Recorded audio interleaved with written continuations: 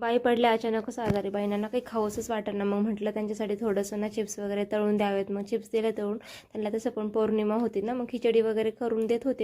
पण त्या म्हणल्या की माझ्या तोंडाला चवच नाहीये, काहीच नको करू, मला फक्त चिप्सच दे तळून. मग ते दिले.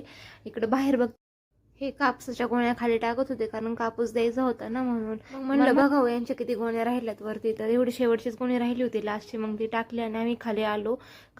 आता कामे तर आवरलेत. मग चला आपलं आता केस तर विंचरून घ्यावेत, वेणी घालावं छान. पण तेवढ्यात आले सिद्धेश. मग सिद्धेश म्हणले मामी मला ना गुलाबजाम खायचे आहेत. म्हटलं ठीक आहे करते. पण तेवढ्यात पाणी आलं. मग म्हटलं आधी ना पाणी घ्यावं भरून. इथे ना नदीचं पाणी, तर त्याच्यामुळे हे पाणी तर काही प्यायला वापरत नाहीत आम्ही, फक्त स्वयंपाकासाठी एक हंडा भरत असतो. मग तो हंडा घेतला, भरला.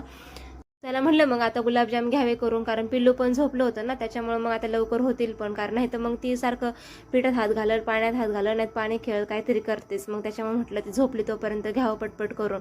तरी पाणी टाकून टाकून ना हे असं छान असं मळून घेतलं. जसं की आपण ना असे गोळे केले ना की ते चिरा नाही पडताना इतकं छान मळून घेतलं. आणि तोपर्यंत ना पाक पण करायला ठेवलं होतं मी. मग म्हटलं लगेच एकीकडे तळायचं आणि एकीकडे पाक पण करून ठेवायचं, कारण पाक करायला जास्त वेळ लागतो ना, त्याच्यामुळे. मला आहे ना माझ्या सासूच्या लेकाने ही दिवाळी सगळी परत करायला लावली. त्यात मला खायलाच भेटले नाही. आपण लगेच गेलो तिकडे, दिवाळी केली आणि लगेच तिकडे गेलो. मग मला कुठे खायला भेटली. मला पुन्हा सगळी दिवाळी कर. मग काय आता चाललंय एक एक करायचं काम.